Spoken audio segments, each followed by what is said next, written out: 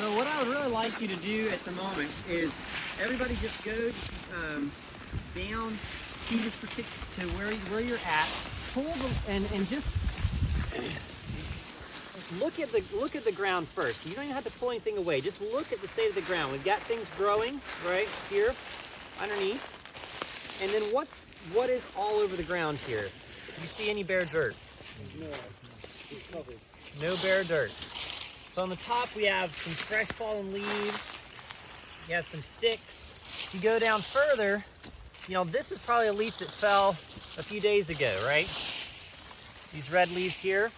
If you go down further, you can find some leaves that probably fell last year, right? Last year's leaves. And you go down further, tell me what you see. Y'all holler out, what are you finding? Dirt and rocks. Good soil?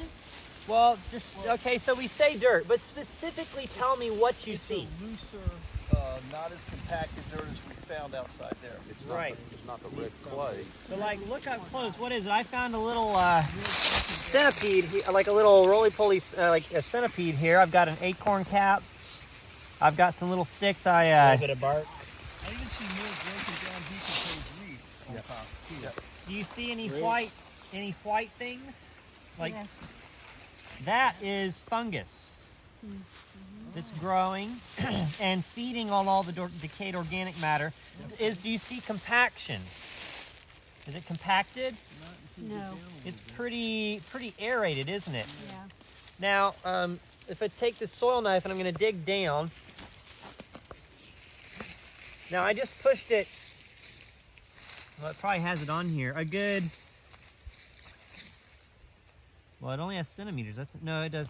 I pushed it down about 5 inches pretty easily into the ground. And now, as I'm going to pull it up and look, okay, come look at this really fast. Oh, wow. I just want you to see. So this right here is fungus growing, okay? And when I say, we're going to talk about the role of fungus, but fungus here, if you can see, this is the deeper stuff I just pulled up. Where was the fungus growing? On the top. Right on the top. And look at it, growing right there on the top. It's connecting everything together. And then down below, this is pretty much just what? Soil. Clay. So you have is there this homogeneous mixture 6 inches deep? How is this soil how's this soil set up? How's the structure of this soil set up? 5 inches deep. It's fairly homogeneous.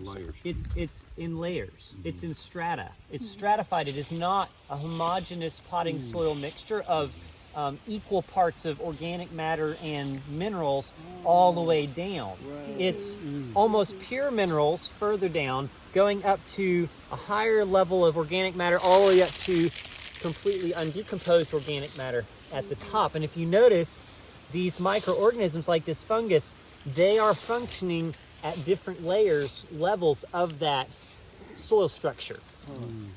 We tend to think like everything works blended better, but actually the soil is designed, Because that's what we buy in the store. right, to function in these layers of differing levels of decomposition that these things are coming in and taking advantage of. Now, we see minerals, we see organic matter, which is all these different dead things, dead plants. I think I saw a dead snail shell over here. Look at this fungal strand. This is a really amazing one. I haven't ever seen one quite like this before. Look at that. Look how. Wow. Yeah. Look at that one right there. See, that's not roots. That's feeding on all this organic matter. Look at that. See how it's just grown into this wood and it's connecting it all like that? So fungus likes to eat what we call brown material. Woody, carbon, it's got all the sugars out of it, and it's going to be decomposing this. And you see it's growing all throughout this. And the way that it grows is like a network, right? Yeah. Like cobwebs growing all throughout it. Wow. This is beautiful, actually. I'll let you live right there. But the guy that started Foundations for Farming, Brian Oldreeve, I'm going to tell a little bit more of his story when we talk about the well-water garden, but he was managing a farm for a lady, and they had about 1,000 hectares, about 2,500 acres of corn, soybeans, and ground nuts and wheat, and they were losing money every year. And they saw, have heavy rainstorms, and he would see large portions of the fields wash away down to the bottom, and he was finally like, there's got to be some way that we can improve on this. But he couldn't get any information about different ways of soil management because there's no internet around 1980 when he was looking at this. And so he read in Romans 1 where it talks about God's eternal attributes are clearly seen through what's been made so that men are without excuse. And so he said, well, if creation shows us something about who God is, maybe I can go to God's creation and learn some wisdom. So he just went into a bit of the natural bush like this and literally just sat down in just childlike faith and said, God, show me how you farm. And he didn't get all complicated of like all these nuances of stuff. He was just like, okay, compared to what I do, we always burn off everything. And then we always plow it as deep as we can. Here, there's all this stuff on top of the ground, the trash that we try to bury when we plow, right? All that trash on top of the ground. And there's always a blanket, and there's no deep inversion plowing of the soil. There's disturbances by the hooves of, maybe antelope going through or birds scratching, and whenever a seed drops and comes into contact with that soil, it grows and sprouts, and that's God's farming method. So he just took those two simple principles of no deep inversion plowing, which is what he was doing, and having a mulch cover on the soil, and he applied that on 2 hectares of his 1,000 hectares that he was growing. He continued to do the rest like he normally knew how to do it, because it was the system. He knew how to do it normally, but he had the faith to try 2 hectares or 5 acres and do it to the very best of his ability. And the yields off of that were so amazing. Right now the average yield per hectare in Africa for the continent is well under a ton, 1 ton per hectare. And he got over 10 tons per hectare off of those, 20 tons off of those 2 hectares. And so he had a faith the next year to do 50 hectares, and it took him 5 years to get the whole farm under production. But he was faithful with little. And what was interesting is they've been losing money every single year. But that first year, even though they were still doing the rest 998 hectares the regular way they've been doing it, they made a profit that year for the first time. Now, it doesn't make sense, but it's like God seeing that little bit of faithfulness. If he had tried to do the whole farm the first year, how do you think it would have gone? He would have failed. So I encourage y'all, as y'all go back to do things, don't try to change everything all at once. Start small, faithful with little, do it completely wholeheartedly, maybe on a small piece of land. But the 2 principles that we teach in Foundations for Farming as an expression of, an illustration of that humility of looking at God's creation is just as simple as no deep inversion plowing and keeping a mulch cover on the ground, and then rotations for diversity and generosity to the land. And what we're going to do now is we're going to go back over here, and I'm going to show you some contrast between plowing, not plowing, and mulch and no mulch, and why it has such a big effect on the land. Okay? Does that make sense? Yeah. How deep is deep plowing go? Some of you other farmers, how deep is? It depends if you're like chisel plowing or subsoil. If you're subsoiling, you can go up to 24 inches deep. Whoa! But now that's Just turn plowing. It's normally like 8 8 to 10 inches. 8 to 10 inches deep.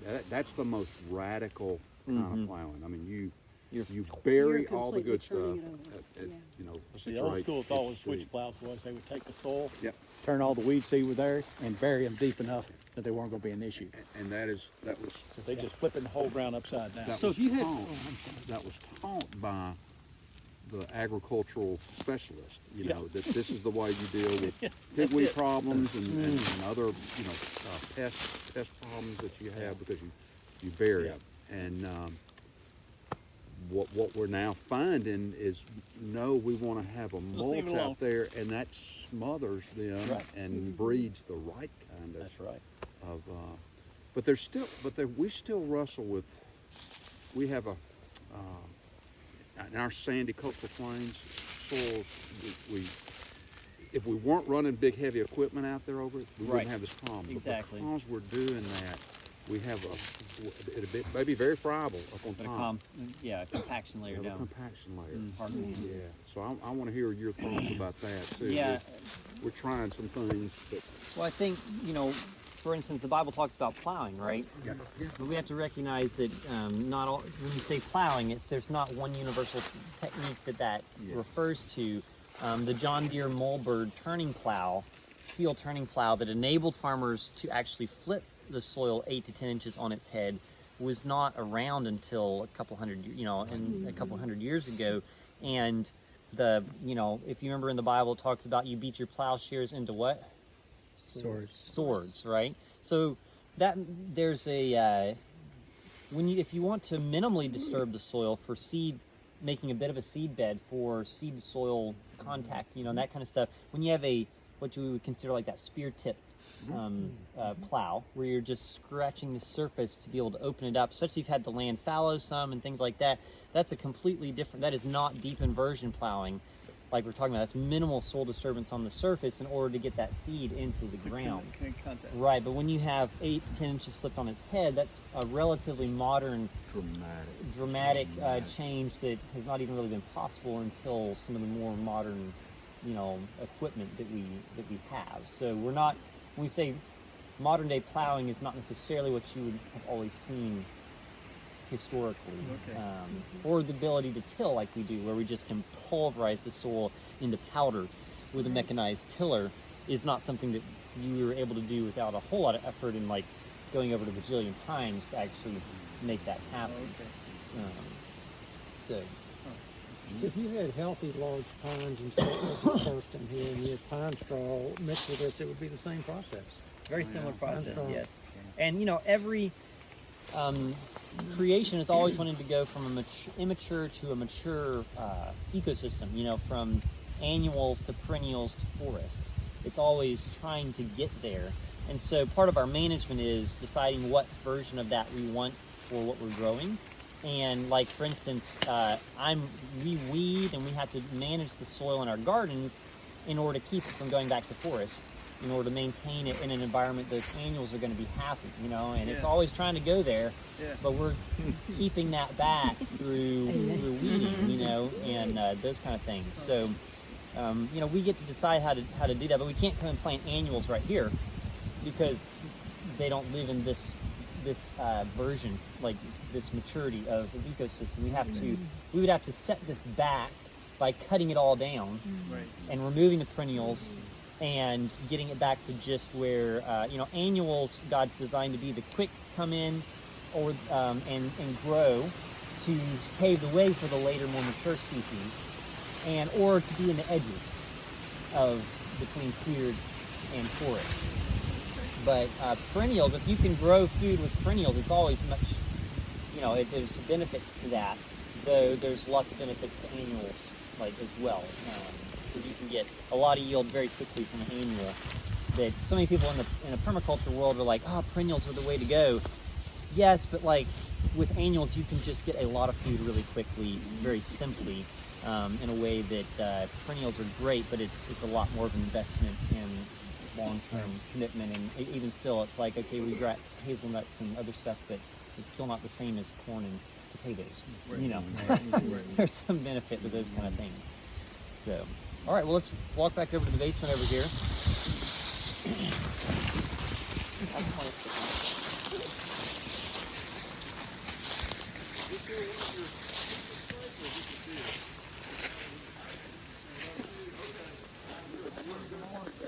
Good bug. You put the filter in there.